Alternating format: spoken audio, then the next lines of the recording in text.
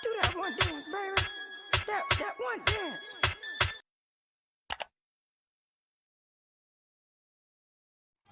Assalamualaikum warahmatullahi wabarakatuh. Perkenalkan, nama saya Rismawati dengan NIM A1I1211109 jurusan Pendidikan Matematika. Baik, pada video kali ini saya akan menjelaskan beberapa materi teknologi informasi. Yang pertama, revolusi industri komputer, 2 komponen komputer, 3 learning management system atau LMS, 4 sistem operasi, dan 5 Mendeley. Revolusi Industri 1.0 merupakan sebuah revolusi di bidang industri yang pertama kali terjadi tepatnya pada abad ke-18 pada periode tahun 1750 hingga tahun 1850. Revolusi ini ditandai dengan adanya penemuan mesin uap yang digunakan dalam proses produksi sebuah barang. Revolusi Industri 1.0 ini pertama kali muncul di Britania Raya yang pada akhirnya tersebar di seluruh negara yang ada di daerah Eropa, Amerika Utara, Jepang, dan pada akhirnya tersebar ke berbagai negara yang ada di seluruh dunia.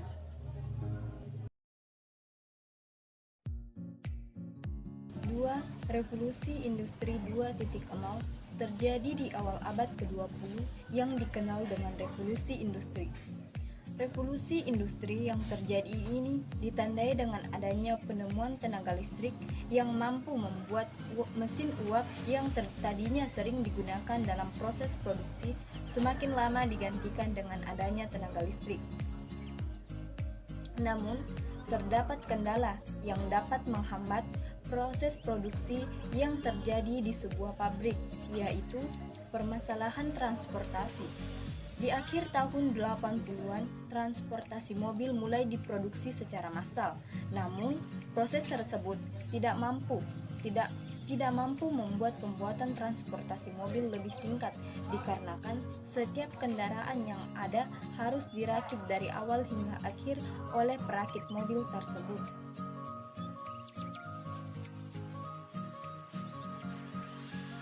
Revolusi Industri 3.0. Revolusi Industri 3.0 terjadi pada akhir abad ke-20 yang ditandai dengan adanya teknologi digital serta internet. Jika dibandingkan dengan revolusi industri terdahulu, di mana revolusi industri 1.0 yang dipicu dengan adanya mesin uap, revolusi industri 2.0 yang dipicu dengan adanya ban berjalan dan juga tenaga pembangkit listrik. Revolusi industri 3.0 ini dipicu dengan adanya berbagai mesin yang dapat bergerak dan juga berpikir secara otomatis, yang dibuat dalam bentuk komputer dan juga robot.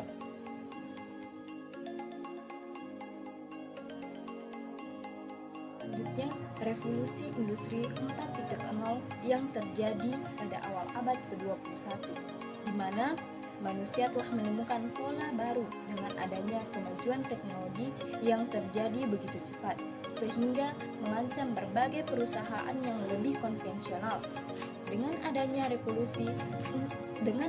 revolusi industri 4.0 ini mengubah perspektif, di mana ukuran perusahaan bukan lagi menjadi sebuah jaminan, tetapi bagaimana sebuah perusahaan tersebut dapat beradaptasi dan memiliki kelincahan. Revolusi industri 5.0. Hingga saat ini kita sudah melihat adanya revolusi industri 1.0 yang ditandai dengan adanya era kebangkitan mesin.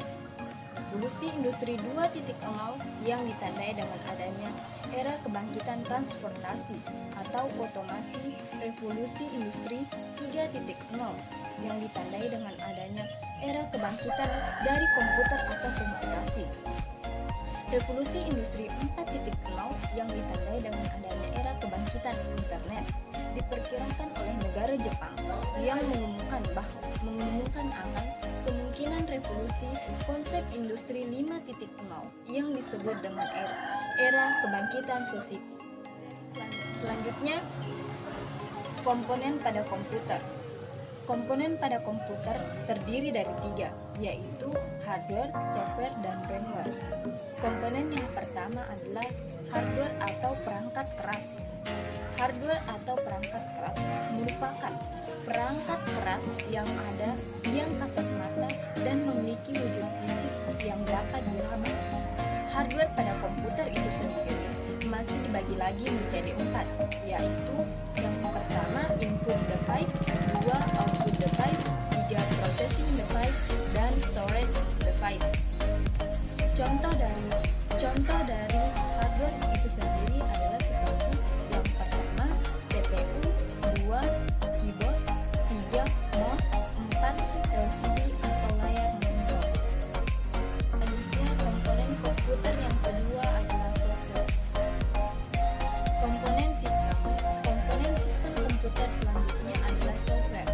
Berkebalikan dari hardware, software adalah komponen komputer yang tak kasat mata atau tidak dapat diraba. Software dalam komputer adalah komponen yang penting karena berperan menjalankan segala perintah yang masuk ke hardware. Software dapat diartikan juga sebagai suatu kumpulan data elektronik yang tersimpan dan diatur oleh komputer, bisa berupa program ataupun koneksi untuk menjalankan berbagai macam instruksi perintah.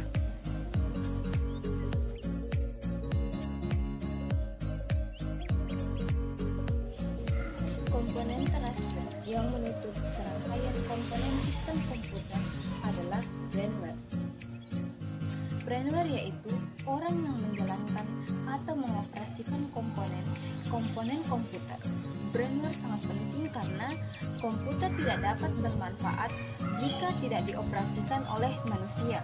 Jadi, firmware merupakan setiap orang yang terlibat dalam kegiatan-kegiatan pemanfaatan komputer.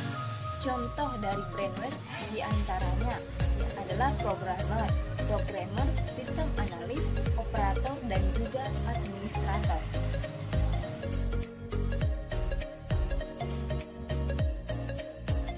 Tiga, Learning Management System atau LMS adalah perangkat lunak yang dirancang untuk membuat, mendistribusikan, dan mengatur penyampaian konten pembelajaran. Karena berbasis digital, selain memudahkan para pengajar, dosen, atau guru dalam merencanakan proses pembelajaran online, LMS juga memudahkan siswa untuk mengakses konten pembelajaran di mana saja dan kapan saja. Beberapa contoh dari pembelajaran LMS yakni model, docs, auditor, desain, polling, dan OLED.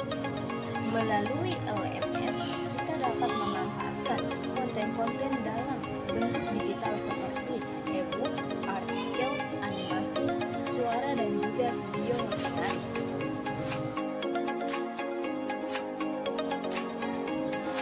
Sistem operasi atau OS adalah perangkat lunak yang bertugas untuk melakukan kontrol dan manajemen perangkat keras serta operasi dasar sistem, termasuk menjalankan perangkat lunak aplikasi seperti program-program pengolah kata dan perangkat web. Secara umum, sistem operasi adalah perangkat lunak pada lapisan pertama yang ditempatkan pada memori komputer pada saat komputer dinyalakan secara rutin. Sedangkan software lainnya dijalankan setelah sistem operasi berjalan dan sistem operasi akan melakukan layanan inti untuk software itu.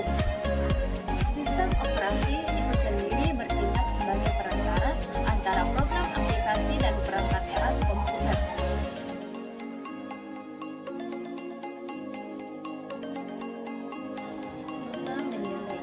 Mendeley adalah sebuah perangkat lunak yang kelahirannya diohani oleh sebuah upaya untuk mengintegrasikan citation and reference manager ke dalam sebuah jejaringan nasional. Dengan jejaringan semacam ini, peneliti di berbagai belahan dunia dapat berkolaborasi dan melakukan sharing data melalui penelitian.